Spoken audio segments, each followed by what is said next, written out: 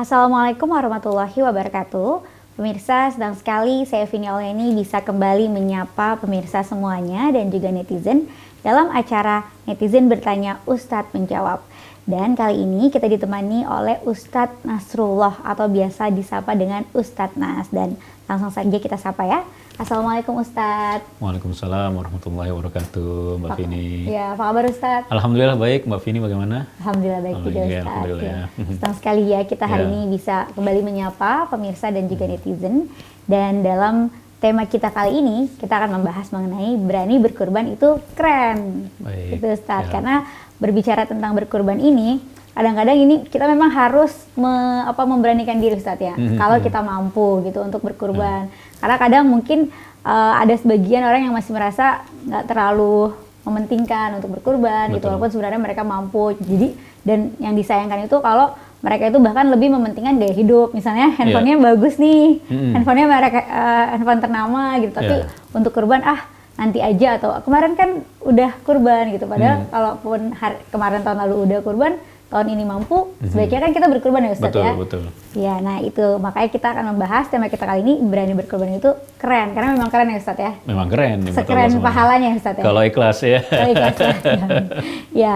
Oke, nah kita akan membacakan juga pertanyaan-pertanyaan dari netizen yang alhamdulillah juga sudah mengirimkan videonya ke kita nih, ke tim Netizen Bertanya Ustadz Menjawab. Kita lihat dulu ya video yang berikut ini. Assalamualaikum Ustadz, tanya aku dari Gina dari Fakultas Ekonomi Bisnis UMJ. Ingin bertanya, misalkan kalau kita berkurban dalam satu keluarga itu, misalkan kalau ayah udah punya hewan kurban yang mau dikurbanin, terus kita juga ada punya hewan buat dikurbanin juga, itu boleh nggak ya kalau dalam satu keluarga itu dua hewan gitu? Terima kasih. Assalamualaikum warahmatullahi wabarakatuh.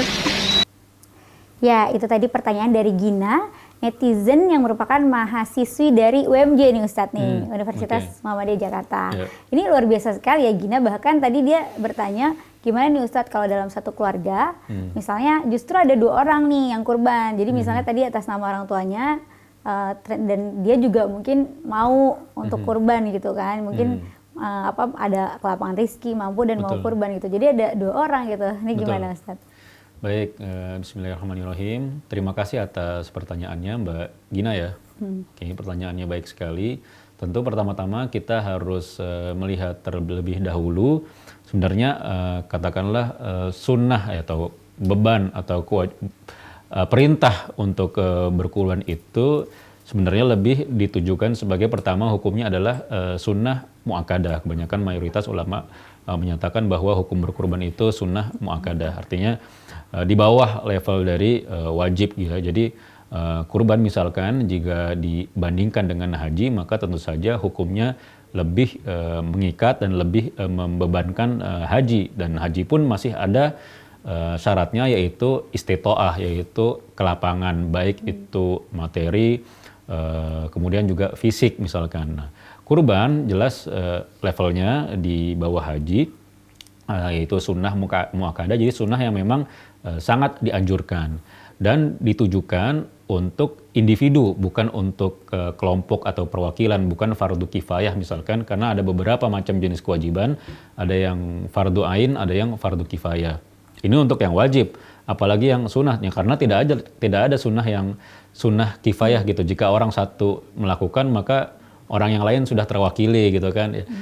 Mungkin ya seperti misalkan ya sholat jenazah gitu kan, itu fardu kifayah. Jika misalkan sekelompok orang sudah melakukan sholat jenazah, maka sebagian kelompok elemen masyarakat lain jika tidak melakukan juga tidak apa-apa, artinya dosanya tidak turun untuk satu kelompok tersebut. Nah, kurban ini lebih ke sunnah yang sangat dianjurkan untuk setiap individu, untuk setiap mukallaf. Jadi tidak seperti juga zakat fitrah misalnya yang dibebankan kepada kepala keluarga untuk anggota keluarganya gitu biasanya.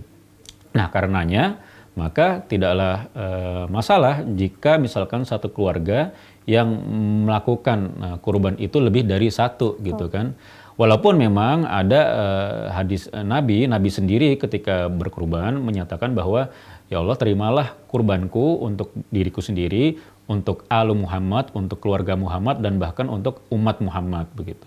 Artinya ini bukan berarti bahwa kurban itu yang dinyatakan Nabi, misalkan keluarganya dan umatnya terbebas dari kesunahan, katakanlah, kita nggak ngomong kewajiban karena memang nggak wajib gitu ya. Jadi kesunahan kurban gitu, tapi tetap sunahnya itu menjadi bisa tetap melekat, tetap menjadi suatu amalan yang sangat dianjurkan untuk setiap muslim gitu. Tetapi walaupun kita katakanlah walaupun begitu, kita sebagai muslim kalau mau berkurban juga bisa kita hadiahkan untuk keluarga baik yang masih hidup maupun yang sudah meninggal dunia, karena itu hadisnya itu sangat umum, sangat terbuka untuk siapa saja. Jadi saya kira tidak masalah insya Allah. Baik, jadi tidak apa-apa Ustadz ya. Nah ini kalau untuk kurban mengenai, kan kurban juga jenisnya macam-macam ya Ustadz ya. Ada kurban kambing, juga ada kurban sapi gitu. Nah kalau kurban kambing ini kan biasanya satu orang satu. Tapi kalau kurban kambing karena harganya kan lumayan juga nih Ustadz ya, lumayan mahal. Ini biasanya kan bisa diikuti oleh 7 orang nih patungan Ustadz ya. Nah ini gimana Ustadz hukumnya? Ya, pertama memang hewan-hewan yang bisa dijadikan hewan kurban dalam bahasa Arab itu disebutkan sebagai udhiyah gitu. Sementara kurban itu tata caranya lebih kepada eventnya, peristiwanya itu dinamakan kurban gitu kan. Sementara menyembelihnya itu dinamakan dalam bahasa Arab nahar gitu. Fasholli li rabbika wanhar. Dalam Al-Quran disebutkan seperti itu. Maka sholatlah dan kemudian lakukanlah, menyembelihlah atas nama Allah Subhanahu wa Ta'ala gitu. Nah itu nahar. Nah sementara udhiyah, hewan-hewan kurban memang dinyatakan dalam syariat gitu. Artinya itu tauqifi, kita tidak bisa berkurban dengan hewan-hewan yang tidak dijelaskan dalam agama, dalam hadis misalkan. Karena di situ disebutkan misalkan hewan-hewan tertentu seperti ya kambing tadi, unta, kemudian baqarah, unta disebutkan dalam bahasa Arab al-badanah. Kita tidak bisa berkurban dalam hal ini dengan ayam misalkan ya kan, dengan bebek gitu ya. Nah itu satu gitu. Artinya hewan-hewan itu tauqifi, sudah tidak bisa diganggu gugat lagi. Memang itulah yang dinyatakan syarat seperti itu. Nah kita lakukan seperti itu kan gitu. Udah ketentuan Allah. Ketentuan Allah gitu, ketentuan syariat ya. Kemudian yang kedua ya tata caranya begitu kan. Memang untuk yang patungan itu ya ada juga hadis Nabi ketika sekelompok para sahabat pulang dari haji tamattu, nah mereka bahasanya fanadbah gitu. Mereka menyelembeh fadabahna baqaratan gitu fima nastarok alaiha gitu. Di mana kita berkongsi dalam membeli satu si sapi itu atau unta itu. Artinya ya si sahabat itu 7 orang itu mereka bilangnya sab'ah ya. Berarti ini hadis menjelaskan bahwa ya menerangkan secara jelas bahwa patungan membeli satu sapi atau satu unta itu ya masyru' gitu. Artinya juga disyariatkan, ada dalam tuntunan di hadis Nabi Muhammad SAW. Hanya saja kemudian banyak juga dalam kitab-kitab klasik, literatur klasik itu membandingkan mana yang lebih utama antara ya lebih afdol antara membeli misalkan hewan kurban sendiri tetapi itu katakanlah kambing atau domba dengan misalkan yang lebih mahal unta, sapi tetapi patungan.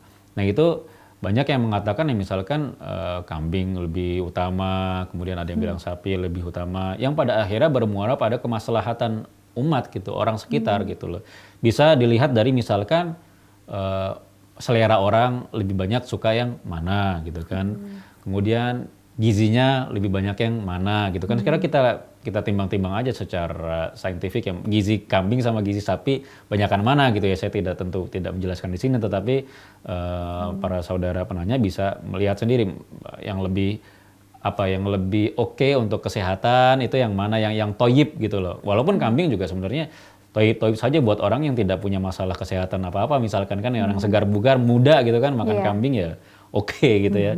Nah itu bisa dilihat, ditimbang-timbang lah gitu. Jadi bisa dilihat dari itu masalah mau berkurbannya untuk masyarakat yang bagaimana, suka kambing atau sapi gitu, bisa dilihat dari situ. Jadi pahalanya ya kita tentu tidak menghitung-hitung pahala ya sebenarnya, tetapi yang terpenting adalah ridho Allah dan maslahat untuk orang banyak, itu yang terpenting ya. Jadi kalau misalnya kita berkorban untuk orang-orang di sekitar daerah situ, ternyata mereka kondisinya ini sepertinya lebih suka makan daging sapi. Jadi itu untuk kemaslahatan umat lebih baik daging sapi yang patungan. Tapi kalau ternyata kayak orang-orang di sini dilihat-lihat lebih suka makan daging kambing. Jadi mungkin lebih utama untuk berkorban kambing gitu ya. Apalagi kan sekarang modifikasi gitu dari produk-produk kurban itu macam-macam untuk bisa lebih manfaatnya bisa lebih tersebar. Misalkan banyak yang dijadiin kaleng. Jadiin kaleng. Itu kornet gimana Ustaz? gitu Nggak kan. apa-apa, ya. Itu nggak apa-apa ya. Dan karena kurban itu ya menikmatinya atau orang makan daging kurban itu tidak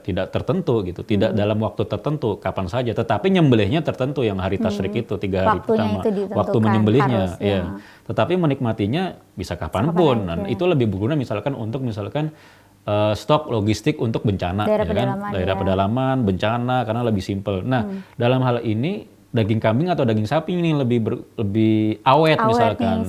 Ya banyak hal. Nah, sementara pahala ya apapun itu, mau kurban sapi, mau kurban kambing sendiri ataupun sapi patungan, insya Allah berpahala kalau ikhlas, tulus. Nah, masalahnya selain itu adalah maslahat. Baik, jadi sama aja. Dan di luar itu adalah yang utama itu maslahat. Insya Allah pahalanya sama asal ikhlas ya, Ustaz, karena Allah. Itu yang penting. Ya baik. Terima kasih Ustadz. Kita masih akan membahas pertanyaan dari netizen selanjutnya, tapi setelah yang satu ini. Terima kasih pemirsa, masih bersama kami dalam Netizen Bertanya, Ustadz Menjawab bersama dengan Ustadz Nas. Nah, tema kita kali ini adalah mengenai berani berkurban itu keren. Nah, kita lanjutkan kembali nih dengan melihat pertanyaan dari netizen yang juga sudah mengirimkan videonya berikut ini. Assalamualaikum Ustadz, nama saya Nala Salsabila dari Fakultas Ekonomi dan Bisnis. Saya ingin bertanya apakah boleh berkurban atas nama orang yang sudah meninggal. Terima kasih. Wassalamualaikum warahmatullahi wabarakatuh. Baik, itu tadi pertanyaan dari Nala yang juga merupakan mahasiswi dari Universitas Muhammadiyah Jakarta. Terima kasih Nala atas pertanyaannya. Tadi Nala bertanya bagaimana Ustadz jika kita berkurban atas nama orang yang sudah meninggal, misalkan atas nama keluarga ya, orang tua gitu. Gimana nih Ustadz? Tadi sempat dibahas juga kan sedikit sama Ustadz, mungkin bisa lebih dijelaskan lagi. Ya. Baik, terima kasih atas pertanyaannya. Berkurban untuk orang meninggal, banyak ulama mendasarkan pada hadis atau peristiwa ketika Nabi SAW menyembelih kurbannya gitu kan. Ketika Nabi menyembelih kan beliau sudah kita sampaikan sebelumnya bahwa ya Allah terimalah sembelihanku ini untuk diriku, untuk keluargaku dan untuk umatku gitu. Nah, dari sini banyak sekali hukum yang bisa disimpulkan gitu karena hadis ini sangat general, sangat umum gitu. Kalau kita kembali kepada pertanyaan tadi, berkurban untuk orang yang sudah meninggal. Nah, dalam hadis Nabi tadi tidak disebutkan apakah keluarga Nabi, kan Nabi menyembelih atas nama keluarganya. Nah, keluarga yang mana juga tidak disebutkan apakah sudah meninggal ataukah masih hidup gitu kan. Sementara umat Muhammad juga sangat luas gitu.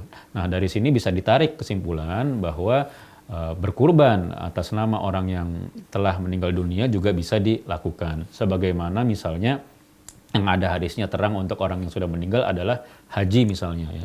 Ada haji, cerita sahabat misalkan, ya Rasulullah bolehkah aku menghajikan untuk Syubrumah ini, kata Nabi, siapakah Syubrumah itu? Dia adalah saudaraku gitu kan. Nabi lalu bertanya kepada orang tersebut, apakah kau sendiri sudah haji? Belum, maka haji dulu baru hajian Syubrumah mungkin. Huja'an nafsik wa huja'an Syubrumah. Jadi berhajilah atas nama dirimu sendiri, kemudian baru bisa berhaji atas nama Syubrumah yang sudah meninggal dunia. Nah, dari hadis ini juga walaupun itu konteksnya haji, juga bisa ditarik kepada konteks kurban begitu. Jadi lebih umum gitu. Jadi punya kesamaan bahwa ketika orang yang sudah meninggal dunia, kita bisa menghadiahkan amalan kita untuk orang yang sudah meninggal tersebut, tidak hanya kurban, tidak hanya haji, tetapi juga sedekah dan apapun gitu kan, misalkan itu bisa dilakukan, dan infak segala macam, ini infak atas nama misalkan ayahku segala macam, itu juga bisa gitu. Baik, terima kasih Ustadz. Ya, itu tadi pertanyaan dari Nala yang sudah dijawab dengan Ustadz. Alhamdulillah, dan kita lanjut untuk melihat pertanyaan by DM atau direct message yang dikirimkan ke Instagram Netizen Bertanya TVmu. Ini dari Hakim. Pertanyaannya, Ustadz, bolehkah jika kita berkurban potong sendiri? Ini apa syaratnya nih Ustadz? Apakah misalnya harus baca bismillah dulu atau pisaunya tajam? Dan kemudian jika kita kurban potong sendiri, kita bagikan ke siapa saja yang berhak menerima daging kurban ini? Baik, terima kasih atas pertanyaannya. Pertama tentang teknis ya, penyembelihan itu tentu pada dasarnya itu dibebankan kepada setiap muslim untuk misalkan ya menyembelih sendiri gitu kan kalau bisa gitu, karena memang kan dari zaman dulu yang nggak ada maksudnya panitiaan gitu kan ya, maksudnya keluarga bapaknya yang menyembelih ya kan untuk misalkan kurbannya dia gitu kan ya, mungkin ada yang diserahkan kepada satu orang yang bertanggung jawab untuk dititipkan kurbannya untuk disembelih gitu ya. Tetapi pada dasarnya kalau bisa menyembelih ya hewan kurban sendiri itu tentu lebih utama gitu, lebih utama, Ustadz, ya lebih yakin kan gitu kan, jadi melakukannya semuanya sendiri gitu. Nah cuma sekarang kan juga lebih diorganisir gitu, diatur bagaimana misalkan distribusinya dilakukan biasanya oleh masjid misalnya, jadi ada yang panitia, semacam panitia yang menyembelih kemudian memotong segala macam, walaupun dalam tradisi agama, dalam bahasa agama istilah amil atau panitia itu awalnya banyak di urusan zakat gitu ya, karena zakat itu cukup itu masalah perputaran uang banyak, dana gitu kan, harta, jadi butuh seseorang yang fokus untuk melakukan menyebarkan, mendistribusikan uang zakat, dana zakat. Sementara kurban kan tahunan gitu lah kan, tidak reguler seperti gitu, tidak reguler seperti zakat, jadi ada momentumnya. Jadi bisa saja di zaman Nabi kita bisa cek nanti ada juga mungkin semacam panitia kecil untuk melakukan itu. Tapi pada dasarnya setiap muslim ya kalau bisa menyembelih sendiri ya lakukan. Tentu untuk menyembelih hewan kurban ya yang pertama-tama tentu kita mengucapkan basmalah, kemudian bertakbir begitu, dan kemudian dari segi equipmentnya, dari segi pisaunya misalkan atau goloknya tentu harus yang tajam gitu ya.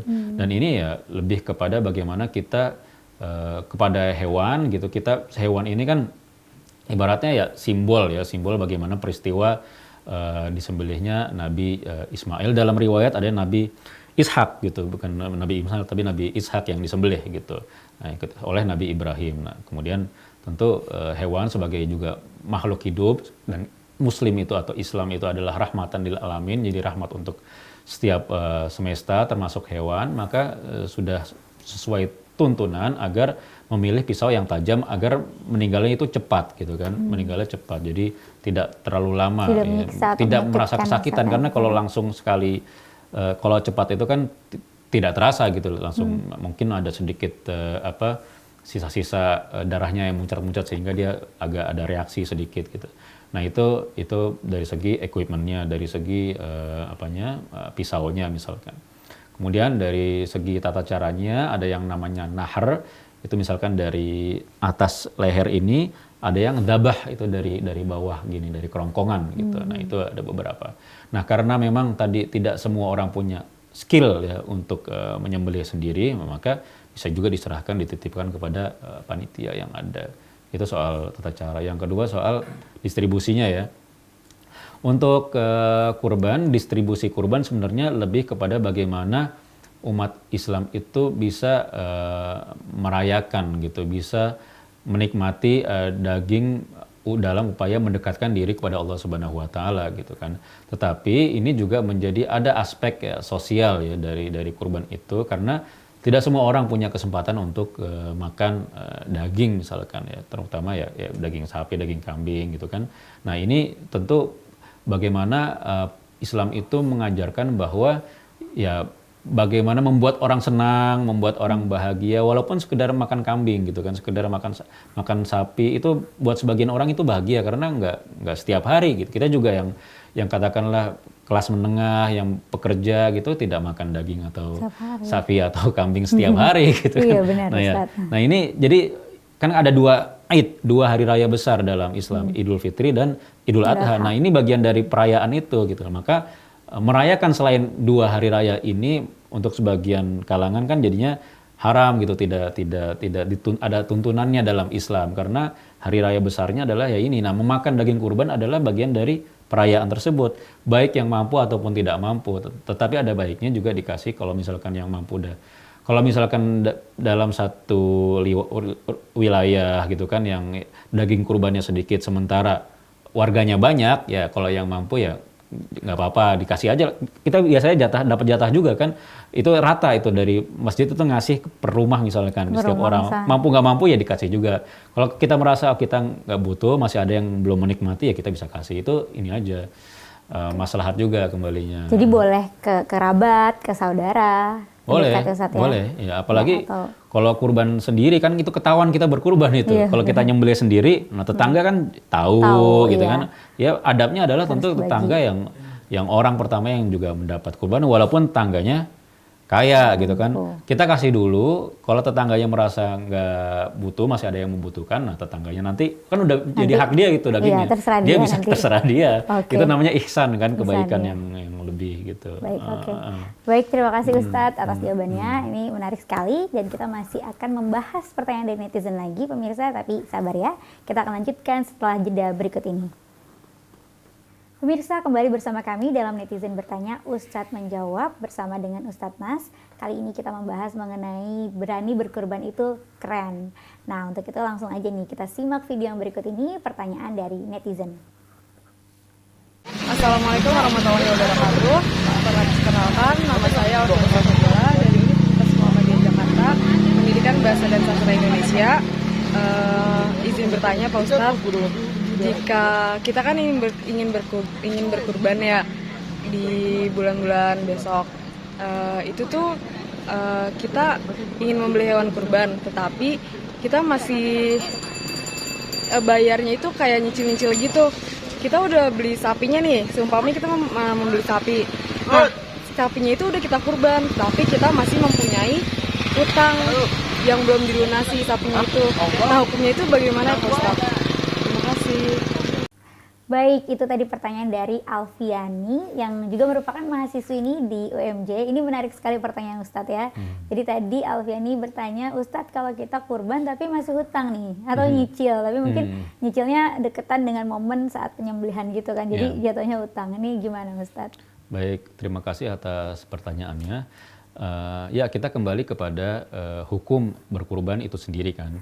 Kalau kita misalkan sepakat bahwa hukum berkurban itu sunnah muakkadah, artinya sunnah yang memang sangat dianjurkan, tetap walau bagaimanapun tidak sampai pada level wajib. Artinya tentu sangat diapresiasi gitu semangat dari misalkan umat atau saudara-saudari penanya untuk berkurban, artinya ghirah gitu ya, semangat untuk menunaikan ibadah sunnah ini sangat tinggi gitu kan, sehingga misalkan harus kalau berhutang bagaimana begitu.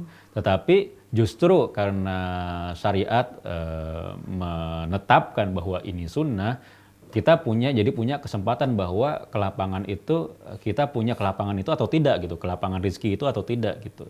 Tidak sampai pada level haji saja yang wajib masih diberi syarat jika mampu gitu kan. Nah, apalagi kurban yang levelnya di bawah haji sunnah muakkadah gitu. Misalkan kalau memang harus misalkan tadi kita bicara ya ngutang gitu ya. Haji saja ngutang, haji yang wajib ngutang saja tidak perlu, karena apa? Kalau ngutang berarti nggak mampu, gugurlah kewajiban hajinya gitu kan. Nah, gantinya apa ya? Nyicil gitu. Nyicil itu karena bagian dari kemampuan. Mampunya nyicil ya bukan berarti misalkan tidak ada syarat istitoah, kemampuan secara finansial, kemudian kita serta-merta gugur dari haji, tidak. Tetapi juga ada kemampuan dorongan untuk bagaimana menjalankan kewajiban kalau haji. Dan haji itu pun caranya adalah menyicil kan, seperti yang haji yang diselenggarakan oleh pemerintah. Dan itu haji yang wajib. Sementara kurban yang sunnah, saya kira dalam hal ini tidak ada alasan untuk berhutang untuk melakukan ibadah yang sifatnya sunnah gitu. Karena apa? Karena namanya sunnah gitu kan. Pertama sunnah, yang kedua apalagi kalau nggak punya dana gitu kan, maka dorongan untuk tidak melakukan yang sunnah itu ya tidak masalah, karena namanya sunnah artinya syari atau agama itu tidak ingin membebankan umatnya gitu kan. Kayak boro-boro soal si kurban ini bersiwak aja gitu kan. Nabi aja tidak ingin memberatkan untuk mewajibkan umatnya untuk bersiwak gitu kan. Misalkan kan Nabi kan dalam hadis tentang siwak, Lau la an asyukka ala umati la amartahum bisiwak inda kulli shalah. Seandainya aku tidak membebankan kepada umatku, maka aku wajibkan siwak itu setiap sholat gitu. Tetapi kan Nabi tidak mewajibkan gitu.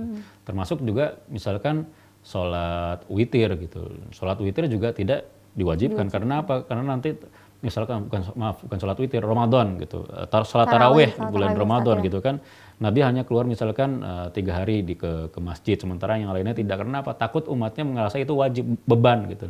Nah jadi memang yang kalau syariat sudah menetapkan itu bukan kewajiban, kita tidak perlu menjadikan itu sebagai kewajiban, beban. Cukup misalkan fokus kepada yang wajib yang kita bisa gitu kan, sholat 5 waktu yang jelas wajib gitu kan, haji yang jelas wajib, tetapi juga ada syarat istitoah, ke lapangan. Nah, kurban juga begitu. Kalau misalkan punya niat kuat untuk berkurban, maka ada tata cara lain, misalkan menyicil di sebelum kurban itu jatuh tempo, misalkan bisa 12 bulan, setahun sebelumnya, bahkan terserah berapa tahun gitu, ada sistem seperti tabungan kurban gitu ya, kira-kira tapi gitu. sebelum prosesi kurban itu dilaksanakan Ustadz ya, itu boleh. Jadi ketika proses penyembelihannya dan hewan kurban itu disembelih, udah nggak utang lagi, udah nggak utang lagi, ya. Karena ya terlalu tadi banyak yang bisa dilihat sih kalau berhutang. Maksudnya adakah hutang yang belum dibayar, misalkan yang terlebih dahulu dilunaskan, ya kan? Ya. Kemudian juga misalkan pay later tadi kan, kurban dulu, bayaran nanti ya. Kalau memang benar-benar mau berkurban ya harus dilihat dulu ada nggak pemasukan tetap untuk bayar, kemungkinannya gitu, ilustrasinya gitu. Jangan sampai menjadi beban. Iya, kalau misalkan nggak jelas nanti bulan ini duitnya ada, bulan depan untuk bayar duitnya nggak ada, gimana? Nggak ada duit tapi kurbannya udah dilakukan gitu kan. Ujungnya ngutang lagi sama orang gitu. Baik, terima kasih Ustadz. Ini padat dan jelas sekali nih penjelasannya. Baik Ustadz, mungkin bisa diberikan kesimpulan juga mengenai proses pelaksanaan ibadah kurban ini. Silakan Ustadz. Baik, terima kasih para pemirsa TV-mu yang berbahagia. Kurban adalah salah satu syariat ya dari agama Islam yang dianjurkan oleh umat muslim untuk ditunaikan. Karenanya hukumnya adalah sunnah muakkadah. Dalam berkurban tentu saja secara bahasa kita tahu adalah bagian bentuk dari bagaimana kita mendekatkan diri kepada Allah Subhanahu wa taala. Jadi setelah kita tahu bahwa tentang kewajiban sholat juga bagian dari upaya mendekatkan diri, kurban juga begitu. Hanya saja kurban menjadi punya nilai tambah karena di situ juga ada nampak tilas bagaimana pengorbanan Nabi Ibrahim alaihissalam menyembelih anaknya Nabi Ismail, dan dalam riwayat yang lain adalah Nabi Ishak alaihissalam. Jadi kurban di sini bagaimana seorang ayah bisa dengan rela atas perintah Allah Subhanahu wa taala menyembelih anaknya gitu. Nah, dari sini kita bisa mengambil kesimpulan bahwa pengorbanan adalah sangat dianjurkan dalam Islam, baik itu berkorban jiwa dan berkorban dengan harta kita. Tetapi yang lebih penting para pemirsa TV-mu yang dimuliakan Allah Subhanahu wa taala adalah kemampuan kita, sebatas kemampuan kita, karena Allah Subhanahu wa taala agama tidak membebankan suatu kewajiban atau suatu perintah, melainkan kita sanggup untuk melakukannya. Fa'budullaha mastata'tum. Kita diperintahkan untuk beribadah kepada Allah Subhanahu wa taala semampu kita. Jadi Allah Subhanahu wa taala sebenarnya juga tidak memaksa hambanya, tidak memberi banyak kewajiban, justru karena Islam ini adalah agama yang mudah pada prinsipnya. Karenanya boleh saja kita berkurban dan itu sangat dianjurkan, tetapi kita juga jangan lupa untuk memperhatikan yang terpenting adalah kewajiban-kewajiban kita juga perlu kita tunaikan yang memang hukumnya wajib, baru kemudian kita bisa beralih ke hal-hal yang sifatnya sunnah seperti berkurban untuk melengkapi kewajiban-kewajiban yang sudah kita tunaikan sebelumnya. Saya kira begitu Mbak Vini untuk sebagai penutup. Terima kasih banyak Ustadz atas penjelasannya, benar-benar mencerahkan kita tentang berkurban. Dan pemirsa, demikian tadi penjelasan dari Ustadz Nas mengenai berkurban dalam tema kita kali ini, berani berkurban itu keren. Terima kasih atas perhatiannya dan juga jangan lupa untuk memfollow Instagram kita yaitu Netizen Bertanya TV-mu. Sekali lagi @Netizen Bertanya TV-mu. Dan jika pemirsa atau netizen ada pertanyaan yang ingin diajukan baik melalui video ataupun DM di Instagram, disilakan. Insya Allah kita akan membahasnya dan menjawabnya pada episode selanjutnya. Sekali lagi terima kasih, saya Vini Auliani beserta Ustadz Nas dan juga seluruh kerabat kerja yang bertugas, kami mohon undur diri. Sampai jumpa, wassalamualaikum warahmatullahi wabarakatuh. Waalaikumsalam warahmatullahi wabarakatuh.